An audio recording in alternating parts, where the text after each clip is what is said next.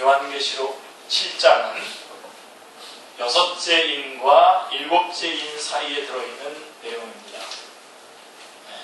그래서 1장, 요한계시록은 1장이 중요합니다. 그리고 2, 3장, 또 4, 5장, 그 다음에 7장. 물론 6장이 안 중요한 거 아닙니다. 이렇게 해서 요한계시록에 있어서 이 7장은 중심축을 이루고 있는 부분입니다. 우리 요한계시록을 볼 때 이 7장을 약간은 가볍게 취급하는, 삽입장으로 보고 약간은 가볍게 취급하는 경향이 있는데, 그것은 요한계시록을 인, 나팔, 대적이라고 하는 재앙 시리즈 중심으로 보기 때문에 그렇습니다. 오늘 우리 사랑하는 축제 식구들, 이것을 완전히 바꿔놓으시기 바랍니다. 요한계시록은 인, 나팔, 대적, 재앙 시리즈가 중심 메시지가 아닙니다. 요한계시록도 어떤 내용입니까? 구속의, 예수 그리스도의 구속의 역사라고 하는 사실을 여러분이 기억하셔야 됩니다. 물론 이 재앙 시리즈에 대해서 제가 정확하게 여러분들에게 안 점검할 건 아닙니다. 정확하게 점검할 겁니다만 중심이 재앙 시리즈에 있는 것이 아니다라고 하는 것입니다. 자, 우리는 이러한 재앙들을 주신 것은 사람들로 하여금 보좌에 앉으신 하나님과 어린 양 예수 그리스도를 믿어서 구원을 얻으라는 회개를 촉구하기 위해서 주어진 것임을 확고하게 인식해야 됩니다. 여러분, 만약에 그런 의도가 아니라면, 회개를 촉구하기 위한 그런 의도가 아니라고 한다면, 모쪼록 7인을 떼다가 6번째 인 떼고 7인 떼기 전에 7 이렇게 하면서 이렇게 길게 복잡하게 했겠습니다. 단번에 그냥 심판해버리면 되죠. 단번에 심판으로 끝마쳤을 겁니다. 만약에 그게 목적이었, 그게 의도라고 했다면 이렇게 단번에 마쳤을 것입니다. 분명히 말씀드립니다. 요한계시록은 재앙 시리즈가 중심이 아닙니다. 붙잡으셔야 돼요. 요한계시록 7장은 6장 마지막 절에서 이렇게 말씀하셨죠. 그들의 진노의 큰 날이 이르렀으니 누가 능히 서리오라고 하는 이 문제를 제기한 데 대한 그 대답이 바로 7장입니다. 왜냐하면 7장에서 이런 말씀이 나와요. 9절에 흰 옷을 입고 손에 종려가지를 들고 보좌 앞과 어린 양 앞에 서 있는 자들을 우리는 7장에서 만날 수 있기 때문입니다. 그리고 그가 제기한 문제, 누가 서리오? 그들의 진노의 큰 날이 이르렀으니 누가 능히 서리오라고 한 그 제기한 문제의 해답은 복음입니다. 할렐루야, 복음. 뭐라고 되어 있죠? 10절에 우리가 요절로 삼고 있는 10절에 구원하심이 보좌에 앉으신 우리 하나님과 어린 양에게 있도다. 이게 복음이죠. 자, 그래서 앞부분 1절부터 8절에서는 입맞은 자들이 14만 4천 명이라고 되어 있습니다. 그리고 뒷부분에서 9절부터 17절에서는 아무라도 능히 셀 수 없는 큰 무리가 등장합니다. 14만 4천 명, 그 다음에 아무라도 능히 셀 수 없는 큰 무리, 이렇게 그런 용어를 사용하고 있습니다. 자, 14만 4천 명은 누구고 아무라도 능히 셀 수 없는 큰 무리는 누구입니까? 라고 하는 것은 이거는 여러분 2차적인 질문입니다. 더 중요한 게 뭐죠?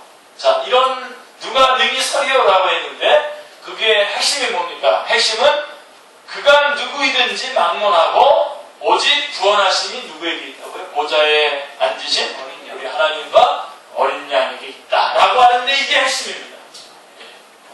14만 4천 명이냐 이렇게 해가지고 여러분 제가 말씀드렸죠? 성경 머리를 붙잡으라고요. 머리를 붙잡고 쭉 나갑니다. 우리 오후에 우리 청년부에서 교리 강좌를 지금 하고 있는데요. 정말 너무너무 좋은데 바로 그 교리 공부도 바로 그겁니다. 성경의 그 머리들을 붙잡고 정리를 해서 나가는 겁니다. 핵심은 구원하심이 보좌에 앉으신 우리 하나님과 어린 양에 있다라고 하는 데 있습니다. 물론 제가 14만 4천 명이 누구며 아무라도 능히 셀 수 없는 큰 무리가 누구인지에 대해서도 말씀을 드리겠습니다만 1차적으로는 그것이 중요한 문제가 아닙니다. 자, 이런 맥락에서 보면 첫째인을 지금 아까 6째인과 7째인 사이에 있는 말씀이라고 말씀했지 않습니까? 자, 이런 맥락에서 보면 지금 요한계시록 제가 중간에 지금 해설을 하지 않고 지금 7장으로 왔는데 나중에 하겠습니다만은 첫째인부터 6째인까지 6장에 나와 있는 첫째인부터 6째인까지의 메시지도 저들을 멸망시키려는 데 중점이 있는 것이 아니라 무슨 얘기입니까? 너희도 빨리 회개하여서 이 수에 들어가라. 이 수 가운데 들어오라고 하는 구원의 초청인 겁니다. 그러니까 요한계시록 6장에 첫째인부터 6째인까지 때는 그 무시무시한 이야기들이 나오지만 사실은 그것은 구원의 초청인 겁니다. 구원의 초청.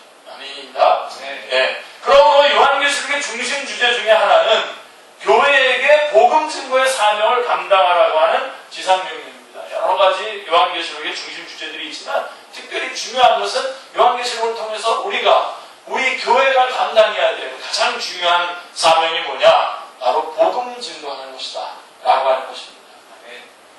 이 점이 정확하게 10장, 11장에 또 잘 나와 있습니다. 자, 그럼 그때 또 저희가 한번 점검하기로 하고요. 그렇다면 14만 4천 명과 아무라도 능히 셀 수 없는 큰 무리는 누구를 말하는 것입니까? 먼저 1절부터 8절에 보면 인침을 받은 자들이라고 되어 있습니다. 1절을 보십시오. 2일 후에 내가 내 천사가 땅 네 모퉁이에 선 것을 보니 땅의 사방에 바람을 붙잡아 바람으로 하여금 땅이나 바다이나 각종 나무에 불지 못하게 하더라. 여러분 요한계시록을 볼 때에 요한계시록 말씀을 설교 들을 때 여러분들이 중요한 것은 그 말씀의 국어적으로 그 말씀을 그냥 잘 파악하는 것이 굉장히 중요합니다. 1절에 거기 뭐가 나오죠? 사방의 바람이 나오죠. 사방의 바람이란 온 세계에 임할 심판의 큰 바람이라고 말할 수 있습니다. 다니엘서 7장 2절 3절에 근거한 말씀인 것입니다. 그런데 자, 여러분들이 국어적으로 잘 파악했나 보십시다.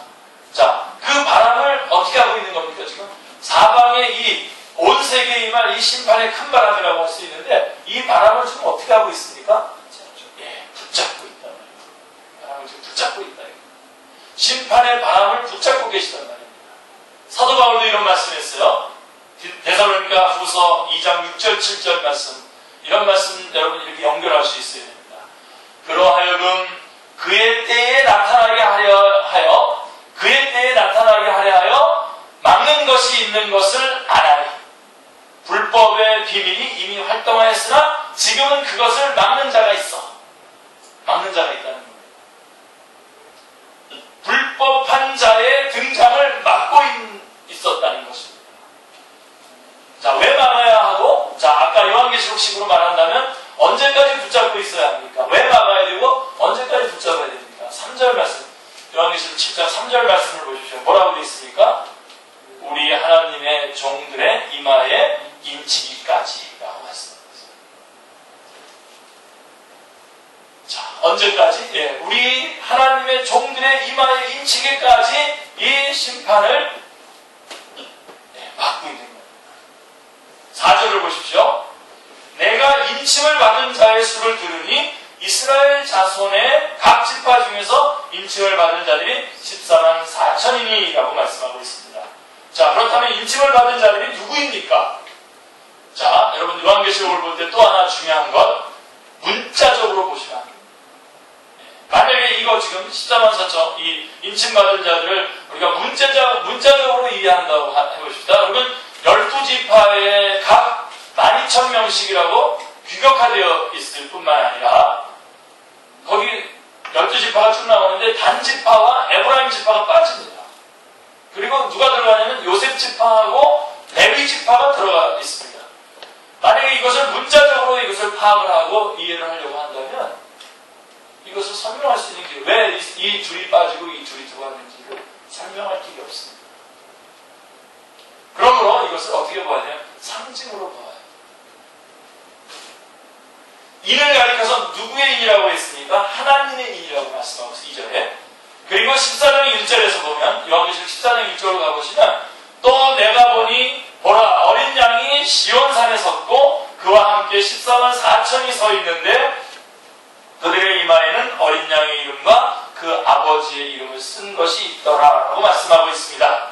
자, 그렇다면 정리를 잘 해보세요. 여러분 잘 따라오고 있는데 얼굴 표정을 보니까 그 인을 친다는 것은 구원하심이 보좌에 앉으신 우리 하나님과 어린 양에게 있다고 한 구원 얻은 보증이요 하나님의 소유된 표임을 알 수 있습니다.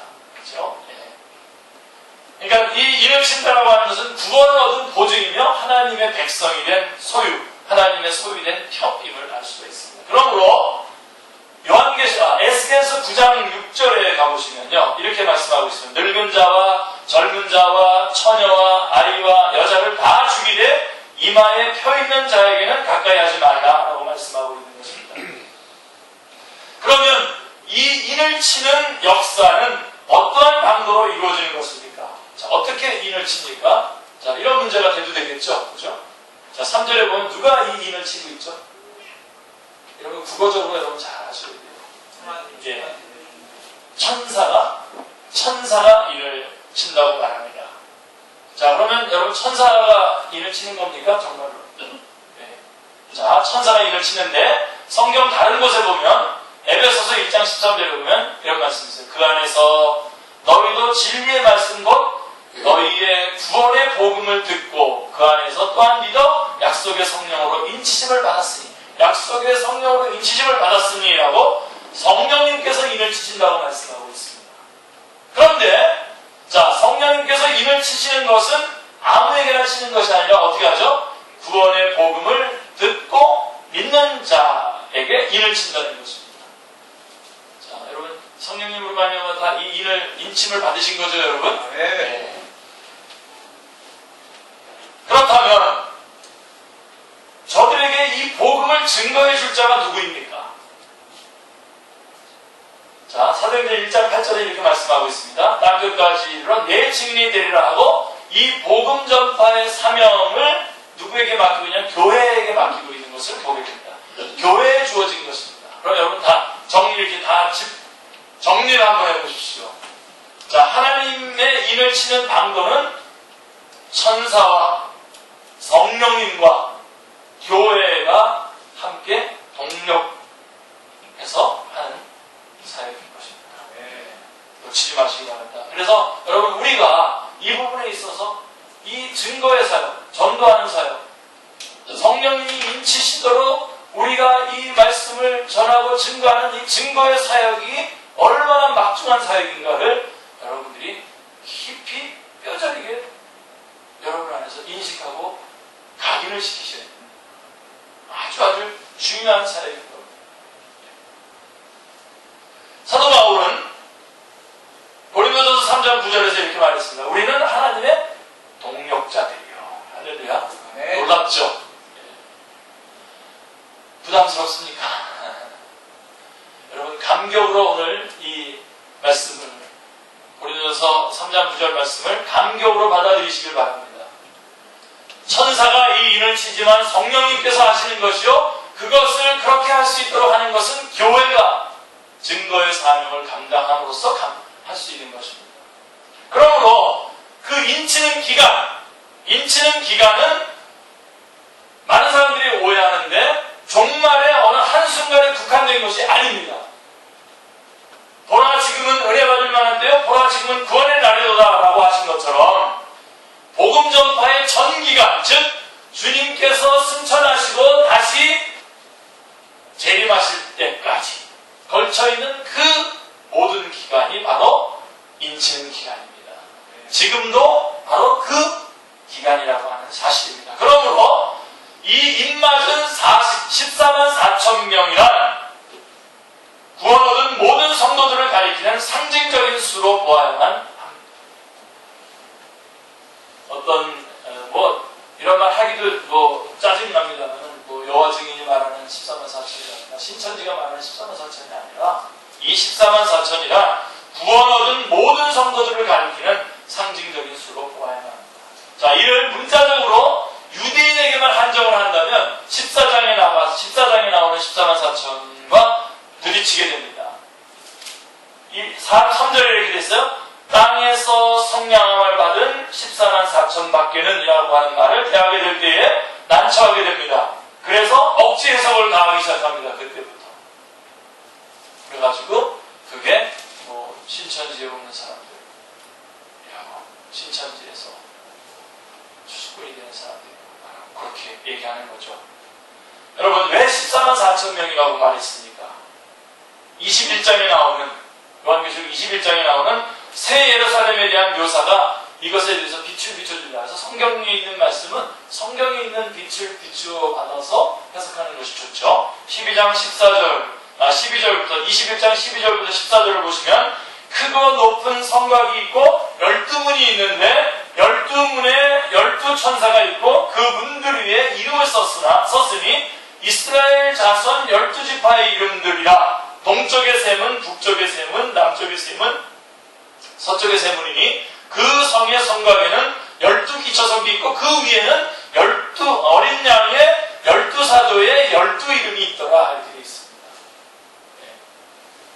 자, 12문에는 12지파의 이름이 있습니다. 그리고 그 12기초석에는 12명의 사도의 이름이, 어린 양의 12사도의 이름이 기록되어 있는 것입니다.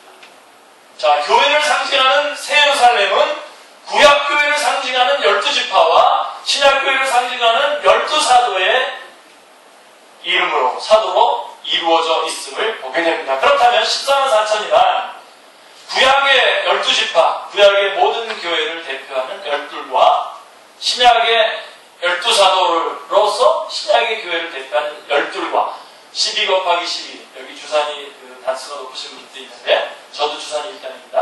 자, 12 곱하기 12, 그 다음에 무한수를 표현하는, 성경에서 무한수를 표현하는 1000을 곱하면 12 곱하기 12 곱하기 1000을 곱하면 그게 14만 4천.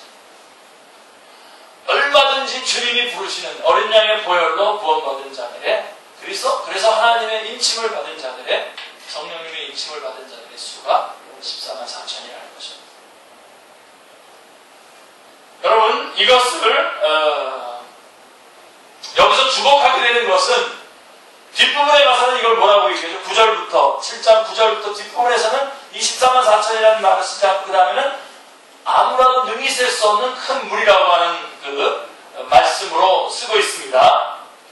자, 앞부분에서는 12지파 곱하기 12,000명 해서 14만 4천명 이렇게 계수하고 있는데 또 뒷부분에서는 아무라도 능히 셀 수 없는 큰 물이라고 말씀하고 있습니다.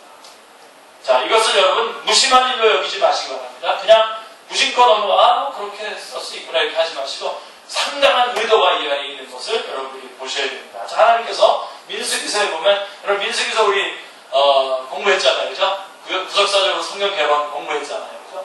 자, 민수기서는 숫자를 계수하는 겁니다.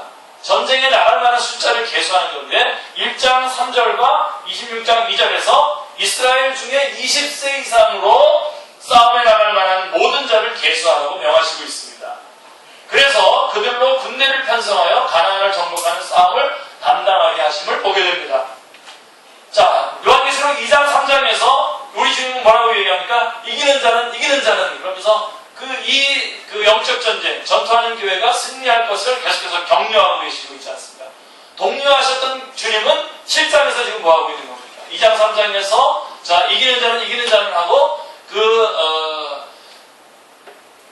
독려를 하고 계셨던 이 주님께서 7장에 와서는 어떻게 하고 있는 겁니까? 이 군대를 편성을 하고 있는 겁니다.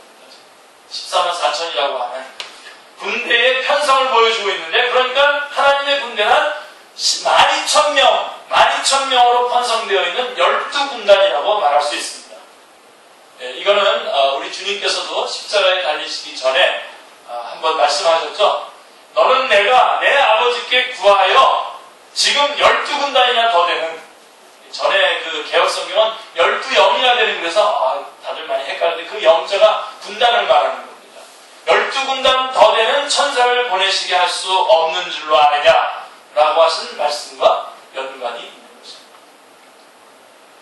우리가 사역하고 있는 교회도, 자, 우리 지역교회로서 우리 축제교회도 이 12군단 중에 들어있습니까? 안 들어있습니까? 들어있습니다. 편성되어 있다는 사실을 기억하시고 정신을 바짝 차리셔야 됩니다. 우리 한 사람 한 사람도 그 중에 한 전사라는 사실을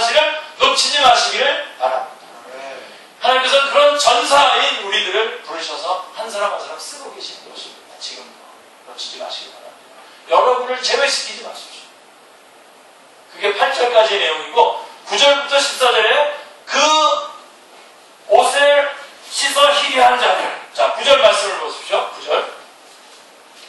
9절 말씀 한번 같이 읽어볼까요? 이 일 후에 내가 보니 큰 나라와 족속과 백성과 방언에서 아무도 능히 셀 수 없는 큰 무리가 나와 흰 옷을 입고 손에 종려가지를 들고 보좌 앞과 어린 양 앞에 서서 원래 이렇게 공예배에서 설교할 때 같이 이렇게 읽는 것은 반칙입니다. 사실 일반적인 선포하는 것이 많습니다. 그렇지만 이 부분 9절 말씀 여러분 중요한 말씀이고 또 우리 9절 말씀은 우리 이렇게 곡을 붙여가지고 우리가 찬양도 많이 부르지 않습니까? 분명하게 오늘 이 9절 말씀의 의미를 분명하게 붙잡으시길 바랍니다. 거기 뭐라고 되어 있냐면 드디어 아무라도 능히 셀 수 없는 큰 무리가 등장을 합니다.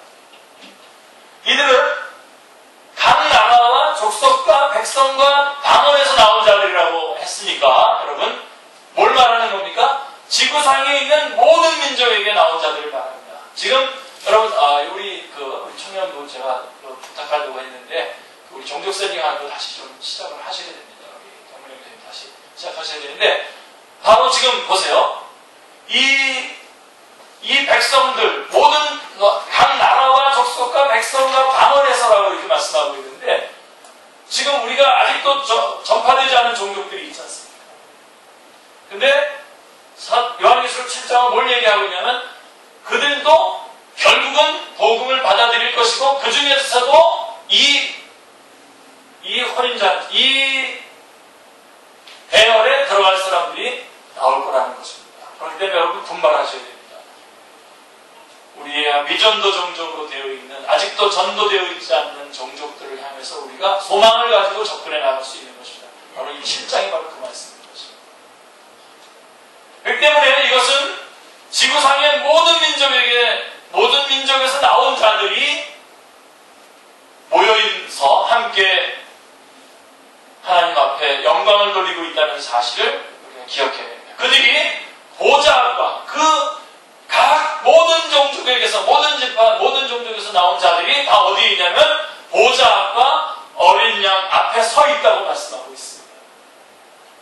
자, 이 장면을 여러분 구속사의 맥락에서 바라볼 때 너무나 소중한 장면 아니겠습니까?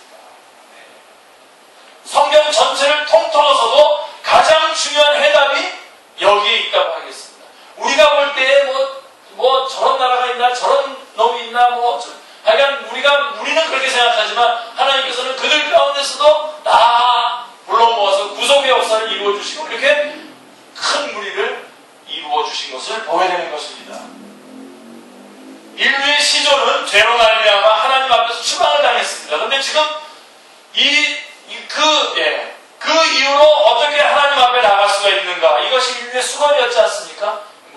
너무나 자주 말씀드려서 여러분들이 이게 우리 인류의 수건이었는데 지금 이 요한계시록 7장에는 어떤 장면이 나와 있습니까? 모든 종족들이 각 나라와 종족과 백성과 방언에서 다 나온 큰 무리들이 지금 하나님의 보좌 앞과 어린 양 앞에 있는 겁니다. 할렐루야. 네. 그럼 우리 성경의 구속의 역사하고 이 구속의 역사를 지금 부르짖고 있는데 이 구속의 역사에 소망이 있는 겁니다. 이 7장에. 성경은 뭐라고 얘기하고 있었습니까?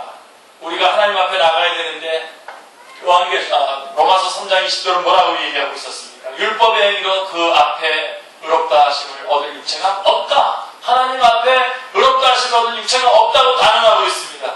그러니까 하나님 앞에 나아갈 자가 없다는 말씀입니다. 그런데 아무라도 능히 셀 수 없는 큰 무리가 어떤 공로로 무슨 자격으로 감히 보좌 앞과 어린 양 앞에 서 있단 말입니까? 이 문제는 요한계시록의 주제를 파악하는 데 있어서 열쇠와 같은 말씀이기에 우리는 심도 있게 고찰해 보아야만 합니다. 조금 이 부분에서 시간을 좀 드리겠다는 겁니다. 여러분들이 바짝 정신을 차리고 이 부분을 정리하게 되면 요한계시록뿐만 아니라 성경 전체를 확 붙잡게 되고 여러분의 삶의 모든 것들이 바뀌게 되겠죠. 자, 이 장면은 요한계시록 7장 9절에 나와 있는 이 장면은 6장 마지막에서 땅의 임금들과 6장 마지막에 15절 17절에 보면 15절부터 17절에 보면 땅의 임금들과 왕족들과 장군들과 부자들과 강한 자들과 모든 종과 자유인이 굴과 산들의 바위 틈에 숨어 산들과 바위에게 말하되 우리 위에 떨어져 보좌에 앉으신 이의 얼굴에서와 그 어린 양의 진노에서 우리를 가리라. 그들의 진노의 큰 날이 이르렀으니 누가 능히 서리요 하고 절규하고 있는 장면과는 대조적인 장면입니다. 요한계시록 6장 15절로 17절의 모습과 7장 9절의 모습이 완전히 대조가 되어 있는 것입니다. 자, 누가 능히 설 수 있는가?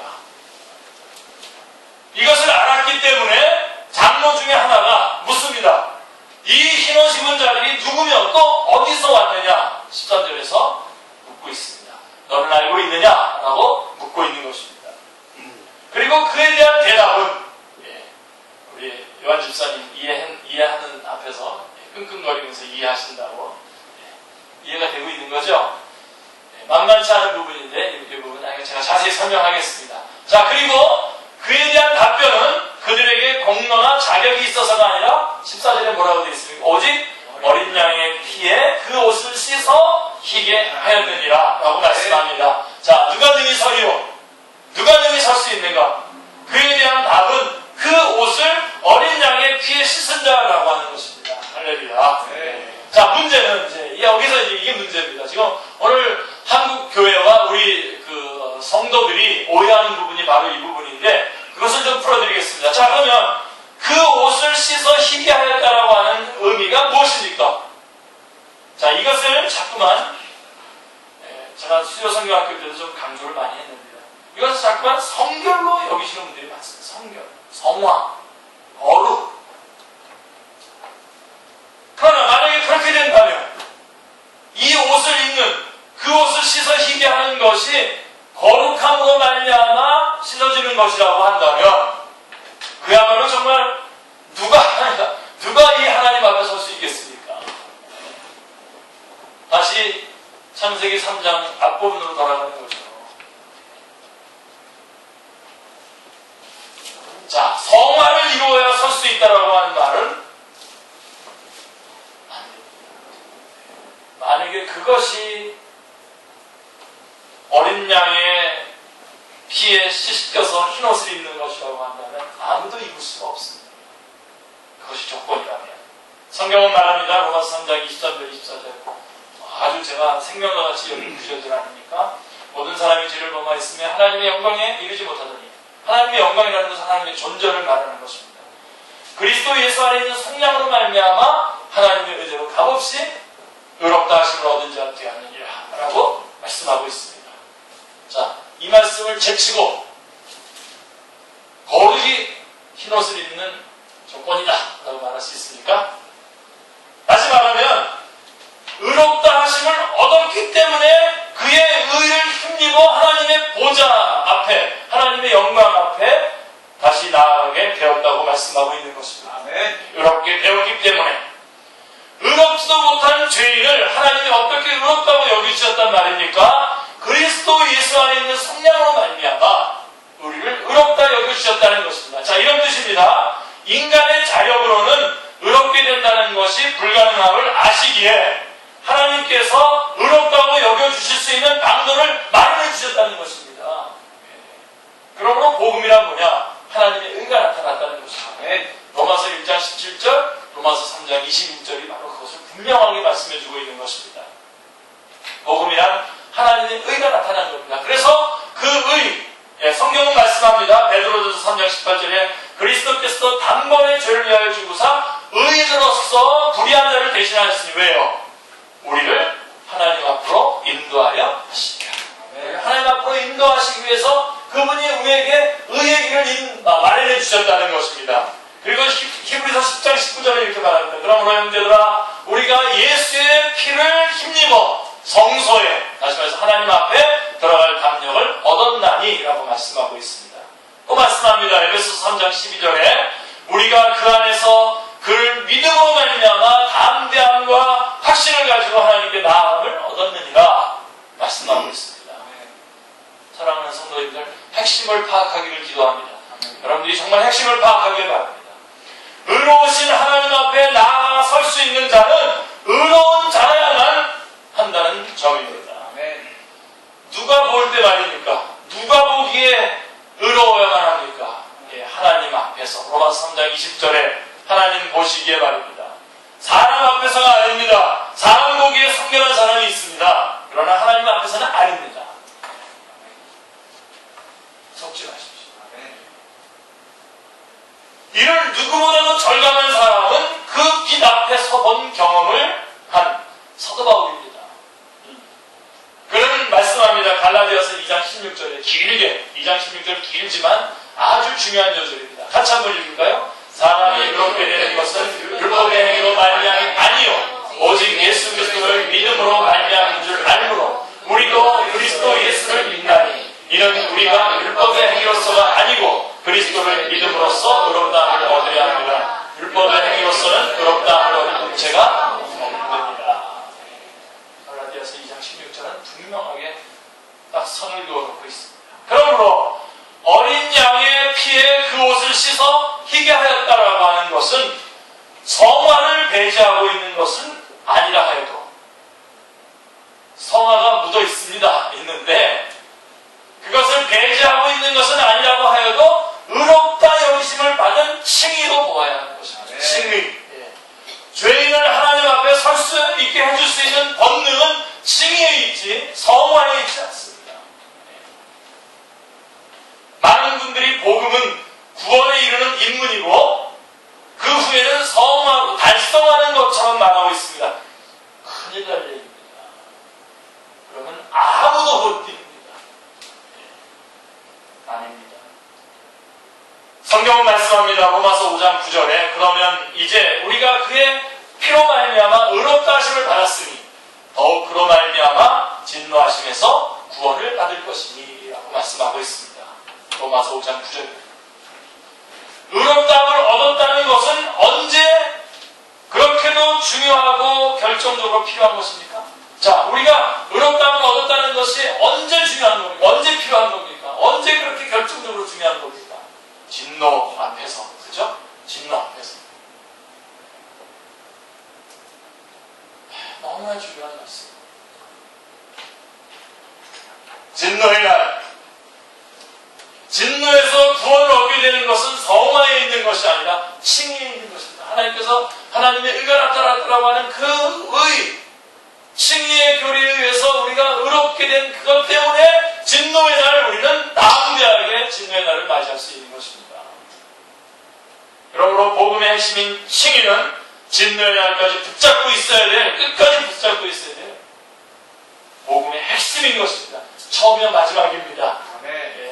중간에 무슨 뭐 다른 능력들이 우리 안에 또다시 첨가되어가지고 그 다음에 그것으로 헌신하고 그것으로 멋진 어떤 사역들을 하고 그러는 것이 아니라 이 칭의 교리가 우리를 계속해서 인도해 주실 것이고 그 보호해 주실 것일 뿐만 아니라 이 칭의 교리가 우리의 사역을 우리의 헌신을 더욱더 강화시켜 주시는 것입니다.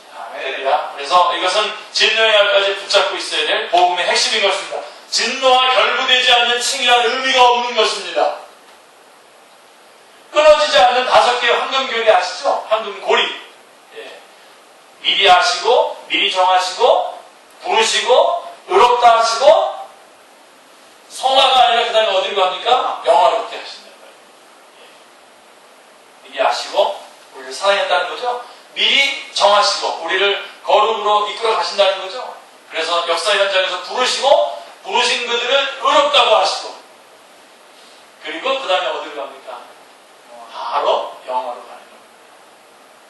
여기에는 성화의 고리가 없습니다. 다시 한번 붙잡죠. 지금 저는 여러분들에게 거룩하게 사는 것을 포기하라고 지금 이것을 강조하는 겁니까? 그게 아니라 우리를 진노의 날에 우리를 던져주실 수 있는 것이 칭의라는 것을 강조하고 있는 것입니다. 지금 성화를 부정하고 있거나 하찮게 취급하려는 것이 아닙니다. 성화는 칭의 속에 포용되어 있는 말씀입니다. 그러니까 칭의는 우리를 구원해 주실 뿐만 아니라 우리를 거룩으로도 인도해 주시는 거룩의 동기유발을 해주시는 말씀입니다. 이것은 더 이상 더 많이 설명하지 않겠습니다. 즉, 자신이 어떻게 해서 하나님께 의롭다 이걸 받은 것이 가능하게 되었는가를 정말 아는 사람은, 내가 어떻게 해서 하나님 앞에서 의롭다움을 받았는가를 진정으로 아는 사람은 어떻게 살까요? 성화를 열망하게 되어 있는 것입니다.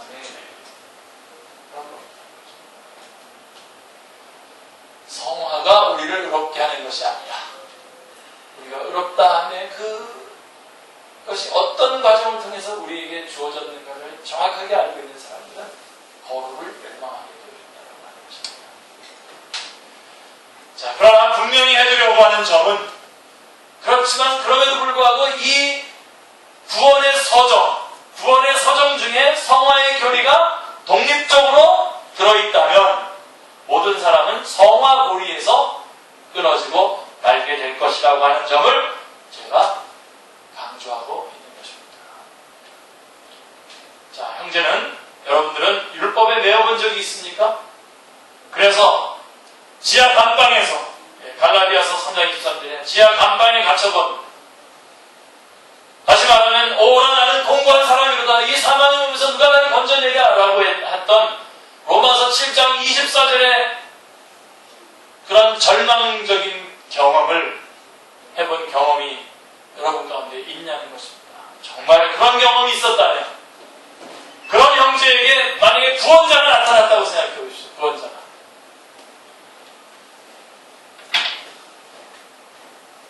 구원자가 나타나서 시편 110편 16절에 말하는 것처럼 그가 논문을 깨뜨리시며 쇠빗장을 꺾으셨으리로다 라고 하는 구원 체험이, 그런 구원의 체험이 있냐는 겁니다. 정말 다 바짝바짝 말라비틀어져 가고 정말 견딜 수 없는 이제 진노 앞에 직면해 있는 그 순간에 구원자가 나타나서 나를 구원해주고 그런 경험이 있냐는 겁니다.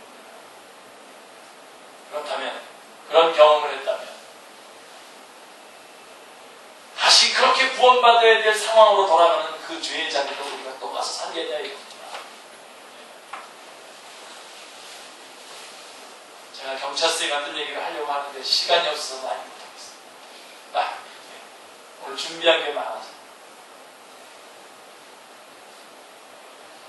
다시는 제가 아주 하나님 앞에 아주 정말 기도했어요. 다시는 제가 경찰서, 제가 은행에서 은행 일처리를 조금 사람에게 좀 인정 이렇게 베풀다가 일처리가 늦어져가지고 경찰서에 가서 있었던 적이 있습니다. 하룻밤을 꼬박 새우고 있었는데, 제가 다시는 이 경찰서에 크리스마스 때 제가 커피 들고 방문하는 것 이외에는 내가 절대로 경찰서에 다시 결심을 했어요. 바로 그겁니다. 그 아찔한 장소에서 정말 감격적인 그 구원자를 만나서 구원을 받은 우리가 그런 경험이 있다고 한다면 다시 그 아찔한 자리로 우리가 또 들어가겠냐 이겁니다. 로마서 5장 6장의 연결을 보면 그런 내용입니다. 5장 6장 7장으로 연결됩니다. 만일 그와 같은 그리스도의 영광의 복음을 만나본 경험이 있는 자라면 무엇을 자랑할 것입니까? 무엇을 자랑할 것 같습니까? 여러분, 성화는 인간이 해야 할 일입니다. 그러나 칭의는 누가 합니까? 하나님이 해주십니다.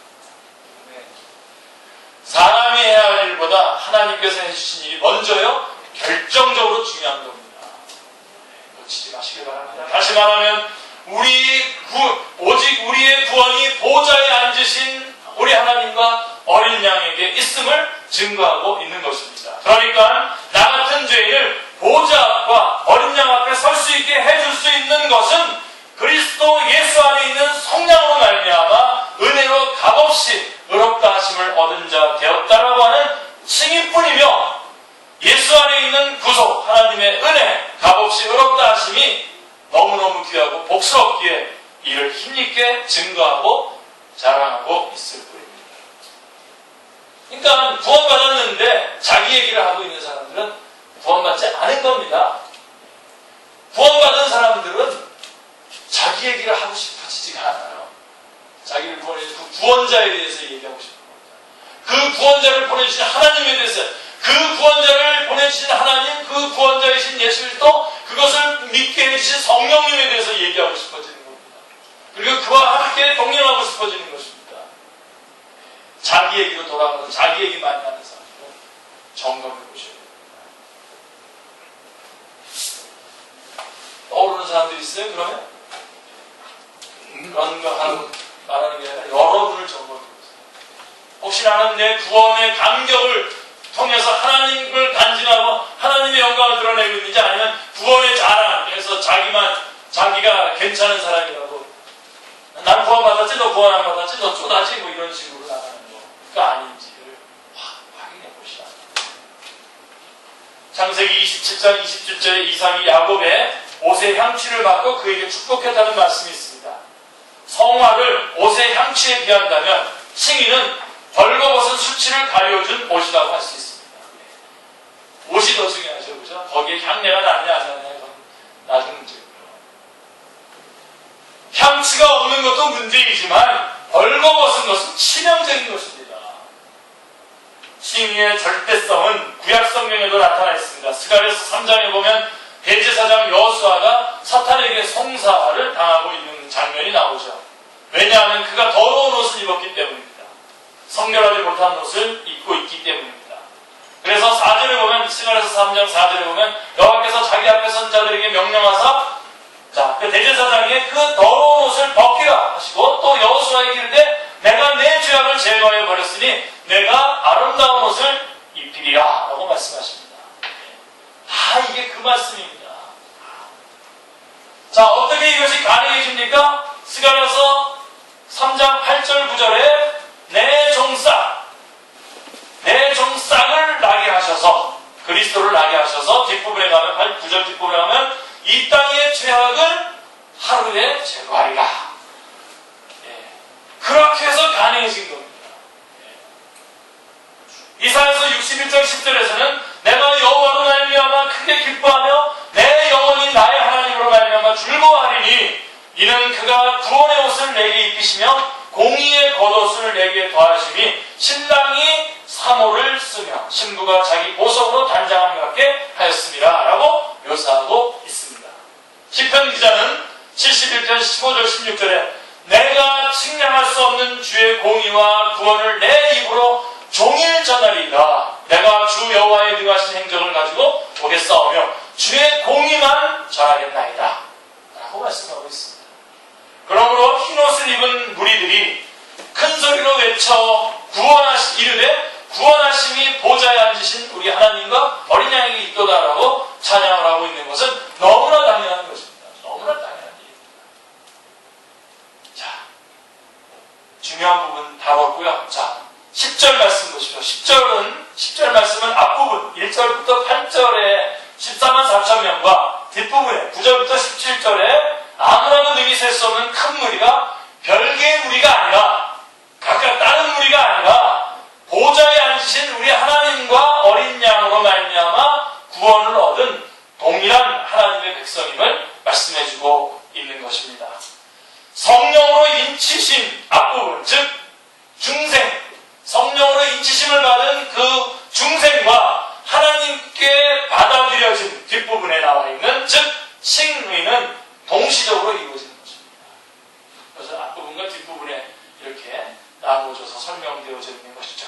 그렇다면 왜 이렇게 구별해서 말씀하고 있는 건가? 왜 앞에는 14만 4천 명이라고 그러고 뒷부분은 아무나도 능히 셀 수 없는 큰 무리라고 이렇게 왜 구별해서 말씀하고 있는 것입니까? 자, 앞부분에 14만 4천 명은 지상에 있는, 전투하고 있는 교회를 말하는 것입니다. 다시 말하면 환난 중에 있는 성도들을 나타내고 있는 것입니다. 오늘 우리들을 말하는 것입니다. 그래서 구별을 뜻하는 인칭과 개수, 능히 셀 수 없는 무한한 숫자이라고 설명되고 있지만 분명한 한계가 있는 숫자를 표현해주고 있는 것입니다. 그래서 인칭과 개수가 강조되어 있습니다. 그럼 우리들은 이미 큰 환란, 즉 14절에 나오는 큰 환란, 즉 전투를 통과하여 보좌 앞과 어린 양 앞에 서 있는 천상의 성도들을 나타내고 있다고 하겠습니다. 그래서 셀 수도 없는 큰 물이라고 말씀하고 있는 것입니다. 그래서 인침이 아니라 이번에는 흰옷이, 그 다음에 개수할 필요가 없는 셀 수 없는 큰 물이, 인침 대신 흰옷, 14만 4천 대신 능히 셀 수 없는 큰 물이라고 이렇게 강조가 되어 있는 것입니다. 지상의 교회에 그 전투대열로 되어 있는 14만 4천, 그 다음에 천상에서 쉬고 안식하고 있는 주님과 찬양하며 주님과 동거하는, 뒤에 보면 주님께서 거기에다가 장막을 치셔가지고 안식하는 그러한 교회의 모습을 볼 수가 있는 것입니다. 그래서 우리는 1절부터 14절까지 해서 두 가지를 볼 수 있어야 됩니다. 1절부터 14절까지. 제가 15절부터 또 한 부분 더 설명해야 되기 때문에요. 1절부터 14절까지 우리는 두 가지를 볼 수 있어야 되는데, 자, 우리가 세상에 살고 있지만 세상에 속한 자들이 아니라 하나님의 인치심으로 거룩하게 구별된 성도들이라는 것. 아멘? 네. 우리가 세상에 살고 있지만 세상에 속한 자들이 아니라 하나님의 인치심을 받은 거룩하게 구별된 성도들이라는 것입니다. 네. 그것과 그 다음에 지금 크고 작은 시련과 문제들을 직면해 있지만, 여러분, 뭐 우리 어리면 어린 대로 우리 어린 혜리나 또 우리 뭐 나이가 있는 우리 집사님들이나 사실은 크고 작은 시련과 문제들이 직면해 있습니다. 자, 그렇지만 눈을 들어서 하늘을 우러러보노라면 흰 옷을 입고 손에 종려가지를 들고 보좌 앞과 어린 양 앞에서 큰 소리로 구원하심이 어린 양에게, 우리 하나님과 어린 양에게 있도다라고 하는 찬양을 하는 그런 무리 가운데 내가 들어있다라고 하는 것을 보라는 겁니다. 저는 이 말씀하면 여러분 다 일어나서 한 3분 동안 박수로 하나님 앞에 영광 돌릴 거라고 생각했는데, 자, 그렇게 하면 시간이 가니까 줄이기로 하고요. 아멘입니까? 네. 우리가 지금 여기서 돈 문제 때문에, 돈 문제가 제일 문제지 않아요. 돈 문제에 시들리고 또 관계 문제, 나는 왜 아직도 시키고 볼까? 뭐 이런 것들이 있지만요. 그건 나지만 보세요. 마지막에 어린 양의 보좌 앞에서 종려가지를 들고 구원하심이 어린 양과 하나님 아버지께 있든가 하고서 외치고 있는 자기의 모습을 보시란 말입니다. 그러니까 지금부터 여러분의 모습은 사진도 찍고 그래요. 여러 모습 스크랩 하는 건 좋은데, 여러분의 모습은 항상 어디에 있냐면 요한계시록 7장에 있습니다. 네. 거기다가 여러분을 놓고 오늘은 사시길 바랍니다. 네. 그거에서 14절까지 보셔야 되고요. 그 다음에 15절, 그들 위에 장막을 치신다는 겁니다. 할렐루야. 15절을 보십시오. 그러므로 그들이 하나님의 보좌 앞에 있고 또 그의 성전에서 밤낮 하나님을 섬김에 보좌에 앉으신 이가 그들 위에 장막을 치시리니 라고 말씀하고 있습니다. 자, 말씀하는 순서를 주목해 보세요. 자, 그러므로 그들이 하나님의 보좌 앞에 있고, 그 다음에 하나님을 섬김에, 그리고 그들 위에 장막을 치시리니 라고 이렇게 나와 있습니다. 이것이 하나님께서 성취하신 하나님의 나라입니다. 여태까지 성취해 오신 하나님의 나라의 모습입니다. 이게 하나님의 보좌 앞에 있고 라고 말씀합니다. 7장에서 보좌 앞에 있다라고 하는 말이 두 번 나오는데요. 9절, 15절에 나오는데, 감히 하나님 보좌 앞에 나갈 수 있는 자가 누구란 말입니까? 이 말씀이 바로 앞절에 어린 양의 피에 그것을 씻어 희게 하였느니라고 하는 14절의 말씀과 결부되어 있음을 놓치지 마시기를 바랍니다. 그래서 어린 양의 피에 그 옷을 씻어 희게 한 자들입니다. 즉 어린 양의 피로 말미암아 의롭다 하심을 얻은 자들만이 설 수 있는 것입니다. 그런데 여기가 끝이 아니에요. 또 그들의 성전에서 밤낮 하나님을 섬기네. 할렐루야. 바로 이것 때문에 눈물이 나는 거예요. 이것 때문에 한참 동안 말씀 준비가 길어진 겁니다. 또 그의 성전에서 밤낮 하나님을 섬기네. 자, 이들이 바로 인침을 받은 14만 4천 명이자 또 아무나도 능히 셀 수 없는 구원 얻은 모든 성도들이 제사장들이 되어서 영원토록 하나님을 섬기게 됨을 뜻합니다. 우리의 최고 행복이 뭡니까? 하나님을 섬기는 겁니다. 아무런 구애됨 없이. 정말 아무런 구애됨 없이 정말 하나님을 섬기고 싶습니다. 이 가을, 이 9월달이 되면 제가 몸이 한 서너 개였으면 좋겠어요. 강의를 요청해 오는 쪽이 너무나 다양한 곳에서 다양하게 이렇게 하는데 다 가고 싶지만 다 못 가잖아요. 근데 하나님을 이렇게 섬기고 마음껏 자유롭게 얼마든지 섬기고 싶은 그것이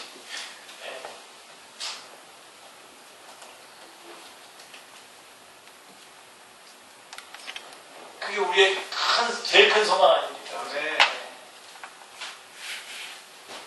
그의 성전에서 밤낮 하나님을 섬긴다고 말씀하고 있습니다.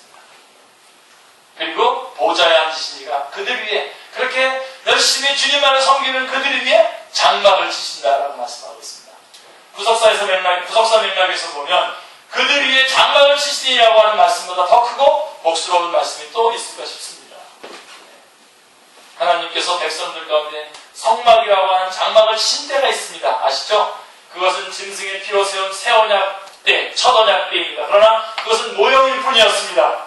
하나님은 성육신 하심으로, 인카네이션 하심으로 이 땅에 장막을 치셨습니다. 그것은 어린 양의 피로 세운 새 언약 때입니다.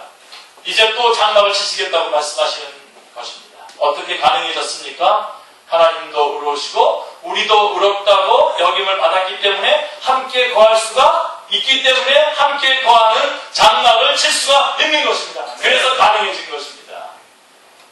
이것은 완성을 의미합니다. 이 말씀은 요한계시록 21장 1절로 4절에서 성취될 말씀입니다. 3절 말씀을 보세요. 21장 3절. 내가 들으니 보좌에서 큰 음성이 나서 이르되 보라 하나님의 장막이 사람들과 함께 있으며 하나님이 그들과 함께 계시리니 그들은 하나님의 백성이 되고 하나님은 친히 그들과 함께 계셔서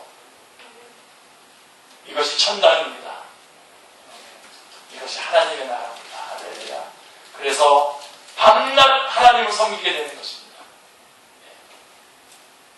여러분 여기서도 밤낮 섬기는 것이 기쁘셔요. 거기서도 밤낮 기쁘십니다. 여기서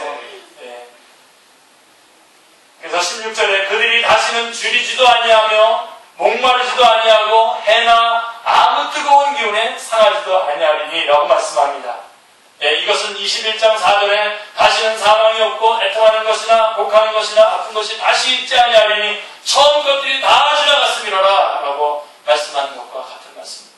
한마디로 하나님께서 그들의 눈에서 모든 눈물을 씻어주실 것이라고 17절에서 말씀하고 있는 것입니다. 그것은 21장 4절에도 똑같이 나와 있는 것입니다.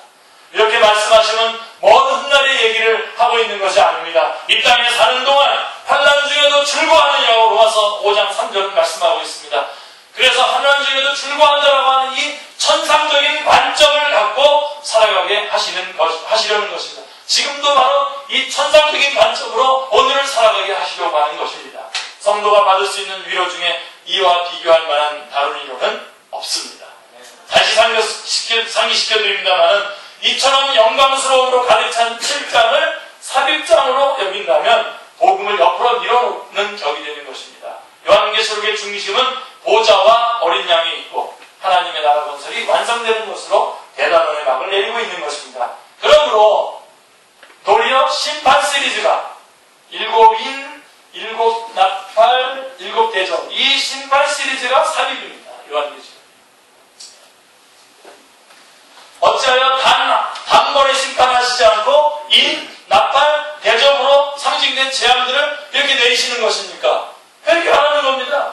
회개. 이렇게 진행되는 동안 빨리 깨닫고 회개하고 주님 앞으로 돌아오라고 하는 것입니다. 저들도 이 영광스러움에 참여시키기 위한 하나님의 긍휼이요 오래 참으심입니다. 할렐루야. 네. 그래서 6장 17절에서 그들의 진노의 큰 날이 이르렀으니 누가 서리요? 라고 하는 제기된 문제에 대한 대답은 하나님의 인과 어린 양의 피가 정답인 것입니다. 이를 사도 바울은 그러면 이제 우리가 그의 피로 말미암아 의롭다 하심을 받았으니 더욱 그로 말미암아 진노하심에서 구원을 받은 것이니 라고 말씀하고 있는 것입니다. 천상의 관점으로 오늘을 살아가시는 축제의 식기를 다 드시기를 주님의 이름으로 축원합니다. 네. 하나님, 저희가 이 땅에서 일희일비하면서 좌충우돌하면서 여러 가지 시련들로 인해서 힘들어하고 있지만 하나님,